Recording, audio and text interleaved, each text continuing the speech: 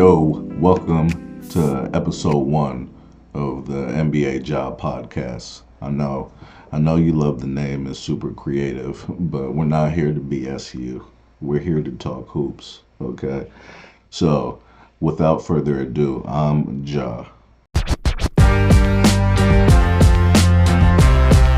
Lil Williams. I'm your boy. I'm going to be here with you, taking you on a journey.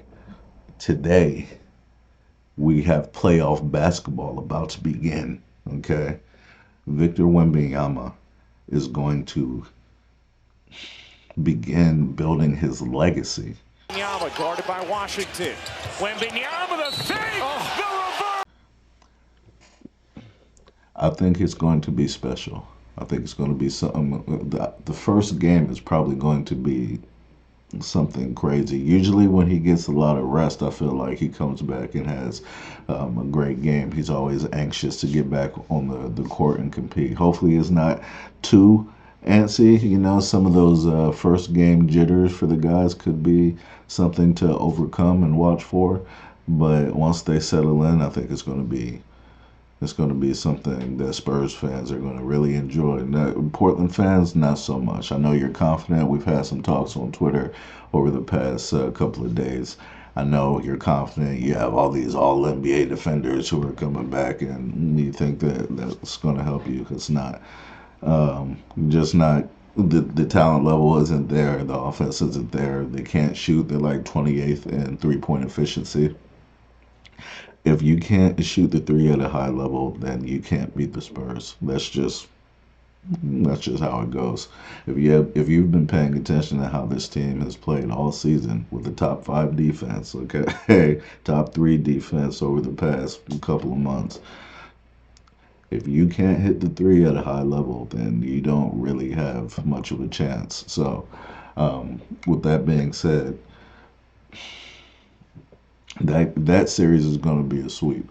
We're going to get into all of our playoff predictions a little later, but right now, I'll just let you know that one. I do think it's going to be a sweep. I've seen a lot of people picking the 5 games. They're trying to give respect to Portland, and I understand the desire to do so. I love Tiago Splitter myself. I remember 2014 like it was yesterday, and I will always appreciate Tiago Splitter for his contributions to, the dynasty that was built in San Antonio.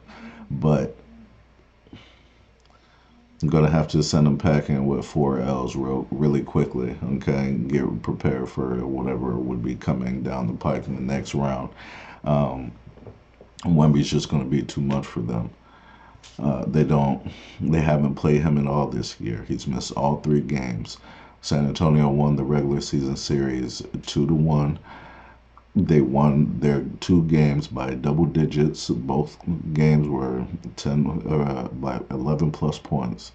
The one that they lost, no Wemby, no Castle, I believe, no Vassell maybe. I don't have it in front of me, but it's just different when the big guys on the court, and they don't realize that yet. They will very soon. They don't have the guys to really defend him in the way that's effective, so they'll try to crowd him, and that's just going to open up everything else. We know he's an unselfish player for the rest of his teammates. He's just going to open it up for them, and he's going to let them eat. So you're just going to have to make a decision because the talent on the team is like that. So as long as the moment isn't big for him, I acknowledge that that's always a factor for young teams in the playoffs for the first time. But I think at least most of these guys have the fortitude that, and maybe all of them, we're about to see. I think that it's going to be really physical. But I don't think that's going to affect them. I think the key to the San Antonio Spurs playoff run, making a deep one, is really about the mentality and understanding that you can't allow the playoff physicality for one, and the fact that the refs are going to let a lot of things go and miss some of the borderline dirty acts that some veteran players are going to, use. They're going to try to do some things to get under your skin. You have to keep going. You can't let that bother you. Get upset. Start, looking at the officials. And I actually think that that's probably been part of Mitch Johnson's strategy all season. He's caught a lot of flack from fans for not challenging calls enough or not being as aggressive as they'd like him to be with the officials when they're, missing calls. And coming from Greg Popovich as the coach, where we know Pop will go off on any and everybody whenever he feels the need to. It's a little different, but I can tell you from going to the games, Mitch Johnson does enough. He talks to the officials when he feels it's necessary. He does get demonstrative when, he feels that there's a reason to be demonstrative, but he's not going to lose his cool much. He's not going to, blame the refs. I feel like he wants the guys to play through everything. No excuses. Nobody's going to make excuses for you. And it's not going to benefit you to complain to the ref, get a technical foul, or have the other team running up the floor with a mismatch in numbers because you're too busy arguing with the official. These guys haven't really been doing that all year. They've just put their heads down and kept playing harder. Has been the theme of the season. Now, of course, there will be times where they'll say something to the ref, just kind of like you missed a call, but they don't sit there and argue. I think that's something that's going to be key for the Spurs run. And just they have that mental fortitude to just keep going, figure it out. They've been figuring things out on the fly a lot this season, and that's why they were able to win 62 games. Um, Now, I briefly want to touch on the MVP conversation between, you know, Shea, Gilgeous-Alexander, and Victor Wembanyama. I know SGA is going to win it. We're all enamored with offense, and rightfully so. He's had a tremendous season, and him winning it is fair. I just want to be clear about that. Him winning it would be fair because he has led that team. They've had a lot of injuries, and he's kept them afloat. Um, but at the same time, I just want to give the Wemby side of it because some people act like if he were to win it, it would be ridiculous because what I've heard was it was more of a late season push from Wembyama. But just because most people didn't take the Spurs seriously in the first half of the season because they were coming from 34 wins last season doesn't mean that Victor Wembanyama wasn't doing the things earlier in the season that he was doing later. And he may have ramped it up a little bit more, but the transcendent defense was there from the start. He came out in the first game and dropped 40, and the Spurs went on to win the first 5 games of the year as the best 5-game opening winning streak in franchise history. I don't think we can forget those things. Um, he was slowed down by the injury, but he was in that top 5 on that weekly MVP ladder for most of the season from the beginning.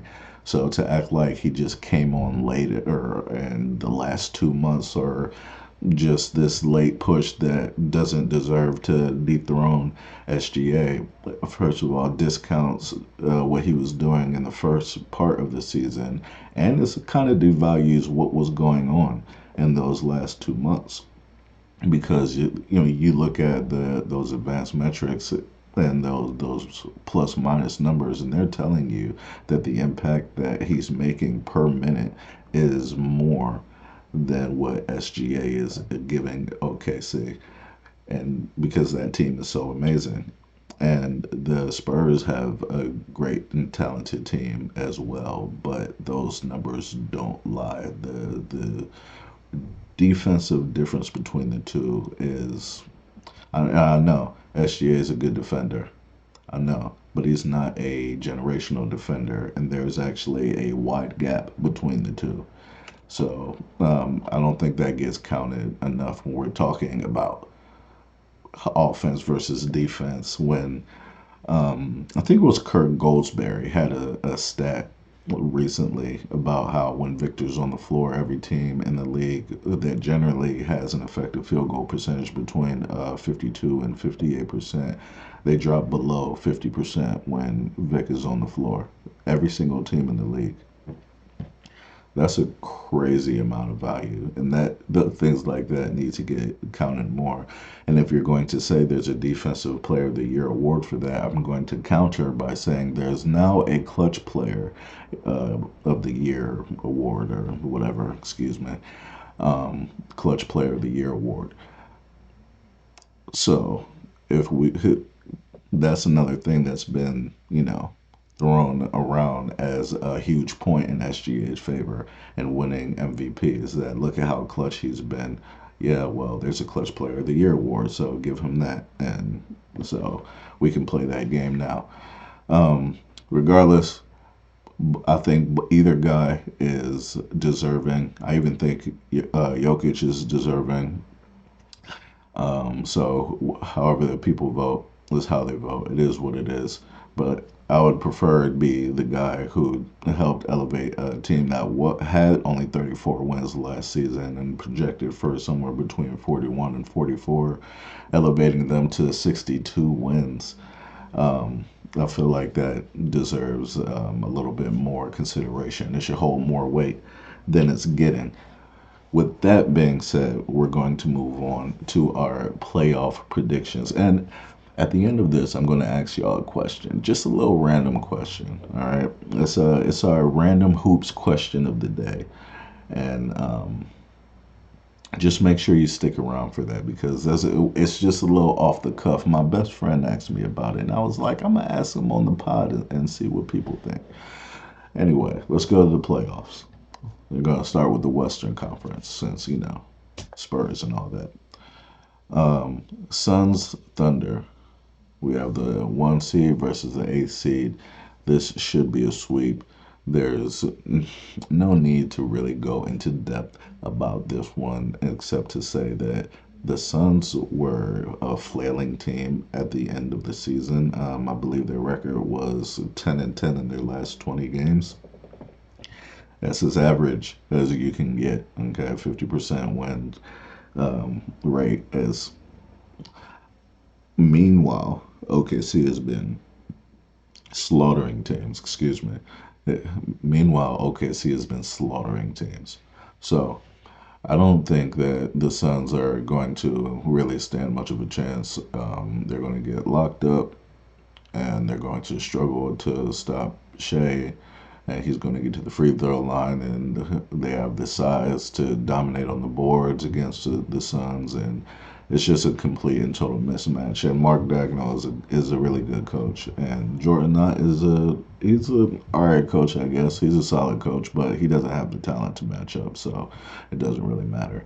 Lakers Rockets. I'm actually going Lakers in 7 here because um, I don't really believe in the roster construction of the Rockets without the point guard. I think that's going to show up in a major way in the postseason here, and everybody plays hard in the playoffs. So while I know the Rockets have a better defense than the Lakers, if you put LeBron in the post or on the elbow and just kind of let him pick things apart, I think he could still get the offense rolling to a point where they can be effective. And I don't know that you can rely on consistent offense from Ime Udoka's offense, from his guys. And again, part of that is not having the right personnel. I mean, Thompson can't shoot the three. They don't have a point guard. Alperen Şengün is up and down. I don't really believe in him long term as the guy. And if your concern is that I'm biased against Houston because of the Spurs Rockets rivalry, I would tell you that I don't like the Lakers either. I'm an old school Spurs fan. Going back to the Kobe, Shaq, Tim Duncan rivalry, I hold firm to my rivalries. It's not anything malicious, but I think rivalries make sports fun. So if we had a rivalry in the past that was like a little on the fierce, a little more on the fierce side, then I probably still don't like you. I don't like the Phoenix Suns. I don't like the Lakers. I don't like OKC. I definitely don't like the Rockets. The Mavericks, as crazy as some of those games over the years were between Dirk and Timmy D and the boys, I like Dirk. I like Dirk. He's I don't know. He's a cool guy. So, but yeah, I don't like any of those teams. So don't worry. There's no bias here between or the Lakers over the Rockets. I don't like either one of you. So Lakers in seven. Nuggets, Timberwolves. I actually have the Timberwolves winning this game. I know they're going to win the series. I mean, not just a game. Um, I think that Anthony Edwards in the early rounds before he gets worn out by playing high minutes and with a astronomical usage rate, I think he's very scary. He's very scary. He has some very awesome performances, and these teams are familiar with each other. And I know that Jokic likes to have his way with Rudy Gobert, but that doesn't mean that the other players on the floor aren't bothered by Rudy Gobert when he's out there. So we have to keep that in mind. It's not one-on-one basketball. It's a team game, and I think that these with the rivalry playing a factor as well. Minnesota is going to be extra ramped up, and they have some more athleticism and play with a little bit more physicality. I think they're going to be able to win this series and surprise people. Um, I already did Spurs Trailblazers, so get that broom ready. Eastern Conference. This is where we get shakier and the analysis gets shorter because again, I'm not going to pretend. I don't watch every single game. I can't. Nobody can. I'm not going to pretend that I do. I'm not going to pretend that I know all of your teams better than you know them. Um, so I'm going to do my best. I'm going to give some guesses based on the personnel I am familiar with and the people that I think are I could like Pistons Magic. Okay, we know how good the Pistons are. We know how mid the Magic are, especially like I know Apollo made up for it a little bit against the Hornets, but that first game against who was it, the 76ers? Yeah, that was horrendous. You just can't trust them. There's bad vibes with those reports coming out that there's somebody demanding a trade a superstar player in there if they don't get rid of Jamal Mosley in the offseason. I don't know. I think they're going to get beat in probably 5 games. Maybe they can pull one out on their home floor, but I wouldn't be surprised if it was 4, but I'm going to go 5 for the Pistons. Cavs, Raptors. I'm going Cavs in 6. I've never been the biggest Bi fan. Back to when he was in New Orleans, and I just didn't love his game. I don't really trust him like that to come through in big moments. And first round, Donovan Mitchell, he can be a problem. James Harden, he can get by long enough to win a round or two. He's won a lot of playoff series. We just know that there's going to be a time where he comes up short, but I don't think it will be in the first round against the Raptors. Knicks Hawks. I'm going to pick the Hawks in 7. I think they were one of the best teams in the league post All Star break. They won way too many games, ruining the Spurs' ability to be in the lottery. With that pick that they got from the Dejounte Murray trade, that one still hurts. That one it hurts, but it is what it is. I think they've been really good. Jalen Johnson is hooping. The Knicks, I don't know, they're just an inconsistent team. And the playoffs, I know that Jalen Brunson, he is a clutch player, and that crowd in New York is going to be crazy. But I think they're going to give up some games, and I could see them losing, and they've just suffered so much disappointment. It feels like they're just used to it. It's going to happen again. It's going to be bad. And then Celtics 76ers. I'm sorry to my Philly people. You know, I am an Eagles fan. I'm with you through and through, but I don't think you can beat the Celtics. You're still relying on or hoping that Joel Embiid can be on the floor for enough games, and as much as I want it to happen because I do like them from afar, I'll pay attention a little bit more to what's going on with the Sixers than I do some of the other teams. I supported Joel Embiid's MVP campaigns, plural, when that whole thing was going on. But yeah, I don't think y'all going to have enough to contend with the roster and Missoula and everything that they got going in Boston. So that's just what it is. Now, those are my playoff predictions for the first round, and we'll go round by round. Now, I have one idea I want to share with you before we get to the random hoops question of the day. For the lottery, everybody's been talking about how to fix the draft lottery, and I have an idea of my own. Maybe it's good, maybe it sucks. You tell me in the comment section below. Also, don't forget to like, subscribe, follow, all those good things. Share, let people know that another Spurs cat is out here talking hoops. Um, So for my lottery idea, what if we have the teams who missed the playoffs play in a tournament of their own? We know Adam Silver already likes tournaments. He implemented the play-in tournament. He put in the in-season tournament, and then we've been playing around with all-star tournaments as well. So he seems to be loving the tournament thing. Some of them have been really entertaining, so I can't say it hasn't been successful. So what if we make that the way that we determine? And you're seated actually by how high you finish, in the standings. So it's, no longer are we rewarding the worst team, in the NBA with that record. You need to be fighting to get in the playoffs pretty much. And if you just miss it by, that much, then you'll probably get that top seed in the tournament and have a more favorable bracket. And then you'll have to play for it. Maybe they're only best two or threes, and because I'm not supposed to feel bad for the players having to play a few extra games, am I?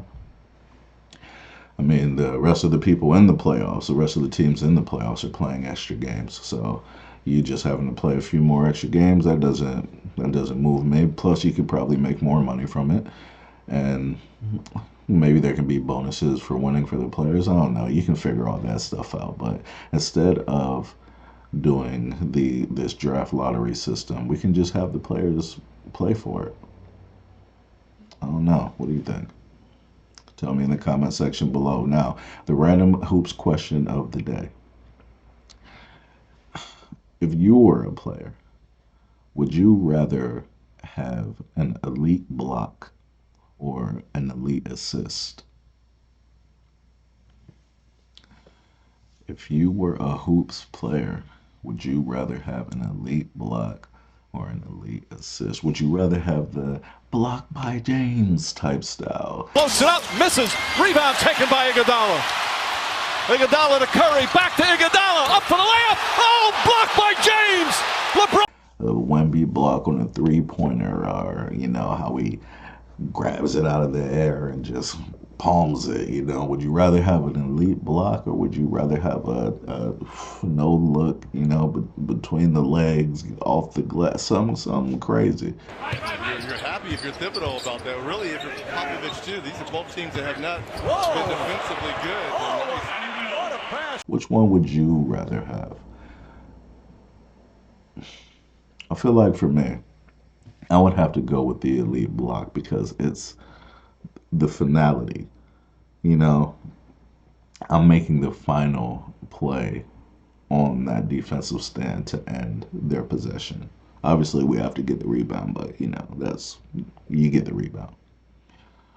For the assist, that the player has to make it. Your teammate has to make the shot, right? Maybe they don't make the shot. Maybe they do. But either way, part of the glory is going to the teammate. Maybe you're fine with that. but maybe you want the elite block. So you tell me in the comment section below what you think. And we'll talk about that again just briefly, some of the answers on the next episode. And I appreciate all of you for coming, hanging out with your boy in the first episode of NBA Josh Podcast. We will be doing a lot more of this throughout the playoffs, so stay tuned. No, I don't have a firm schedule yet because I will be doing it weekly, but I haven't decided if I'm going to be doing some after games yet. You know, sometimes you like to have a little sip or something. And I don't know if I'm. Let's forget about all that, man. Thank you for coming. We'll see you next time.